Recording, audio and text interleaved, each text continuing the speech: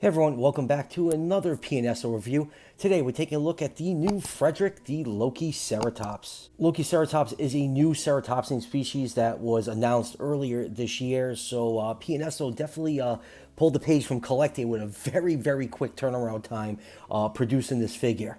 And plus, it's been a long while since PNSO has put out a ceratopsian, and I always enjoyed their ceratopsian figures. I always think they're very well done, so this is a very welcomed addition. Now, this figure retails for around 40 bucks. I got it from PNSO's AliExpress store. I'll leave a link down below in the description if you want to pick one up for yourself. So let's just go over the packaging really quick. It is number 86 in the Prehistoric Animal Models line, and just like most PNSO figures, you do get this nice little pamphlet. It does have pictures of the actual figure, but we actually do have pictures of the skull reconstruction with that asymmetrical look, really unique, and some related species and a bunch of other nonsense of how to draw Lokiceratops. And we do get a poster which just fell on the ground between my legs, so let's get that out. The poster is just a nice product shot of Lokiceratops. Unfortunately, no, this is just an absolutely terrible view. Let me fix my camera. There we go. It would have been really nice to see some original artwork. You know, they kind of hit or miss with these posters. Sometimes it's original artwork, sometimes it's just a nice product shot. But hey, it is what it is. And here's the Lokiceratops out of packaging, and this is a really fine looking figure. I've always liked PNSO ceratopsians. I think this one is up there as one of the best. I mean, nothing will ever top their Torosaurus because it's my favorite ceratopsian, but I digress. Yeah, just a beautiful looking figure. Love the grayish blue for the main body. The head sculpt is really nicely done. It preserves that asymmetrical look of the holotype specimen, and I love how it's sculpted to resemble the skeletal reconstruction. So yeah, all around they did a great job with this figure. The mouth is sculpted open, no cheek pouches. You know, there's not a lot of evidence that herbivores had cheek pouches, and PNSO is pretty consistent, especially when it comes to their ceratopsians, of not including cheeks on them. So yeah, all around awesome looking figure. Really excited to add a new species of ceratopsian to my collection. And for measurements, this figure is 7 inches long from the tip of that big head to the tip of the tail, or 17.8 centimeters. About 4 inches high to the top of the frill, or 10.2 centimeters. So Lokiceratops in real life was around 22 feet long, or 6.7 meters. So I'll put this figure somewhere in the 137 scale range. So let's look at some of the closer details on this figure, starting with that massive looking head. The head sculpt is absolutely fantastic. Looks pretty much like the holotype specimen. It preserves that asymmetrical look of this newly described species. The head is a mixture of browns, greens, and orange. You have a little bit of dark orange for the brow horns, and it ends with a nice dry brushing of dark paint at the tips. The beak is nicely sculpted, and mouth is sculpted open. You can see some nice gum tissue and lots of awesome details inside the mouth.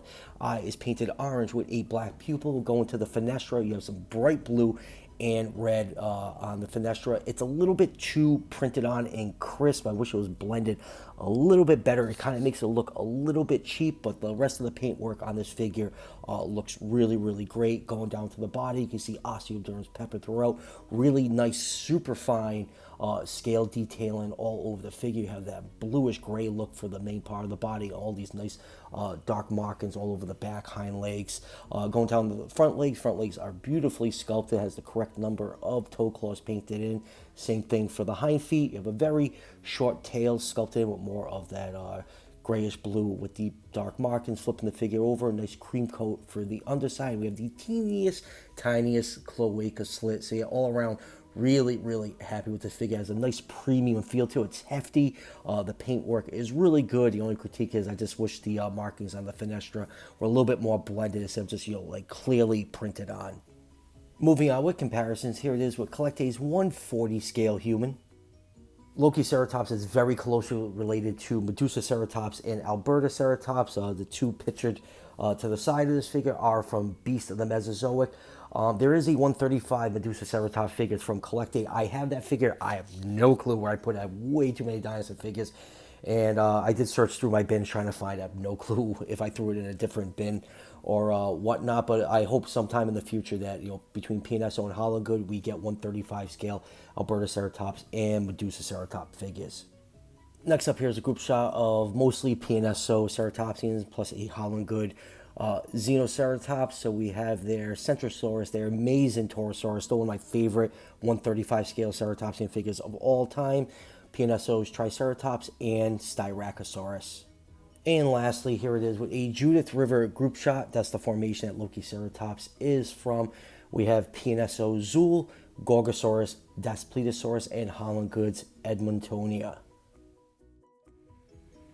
So final thoughts on PNSO's Lokiceratops. This figure turned out absolutely fantastic.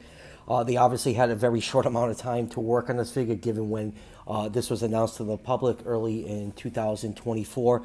Just a fantastic looking Ceratops. I have basically no complaints about it other than the paint markings on the fenestra. There's a little too printed on. PNSO is supposed to be a little bit more premium of a figure, and I just feel like that doesn't match the rest of the paint scheme on the body. Other than that, I think it's a great looking figure. You know, it has that asymmetrical look to the skull. I just absolutely love the color scheme on it.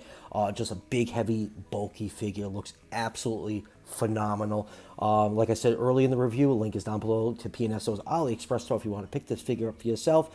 So that will do it for the review. I will be getting to the BOTM Allosaurus very soon. I think I'm pretty much caught up.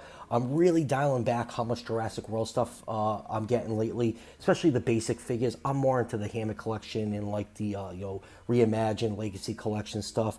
So there's a couple of Hammett collection figures should be coming out soon. So whenever those come out, be on the lookout for those reviews. And as always, if you're enjoying the content on this channel, show your support by hitting that subscription button just below the video. Each subscription helps out the channel tremendously and it's greatly appreciated. And I'll see you guys for the next one.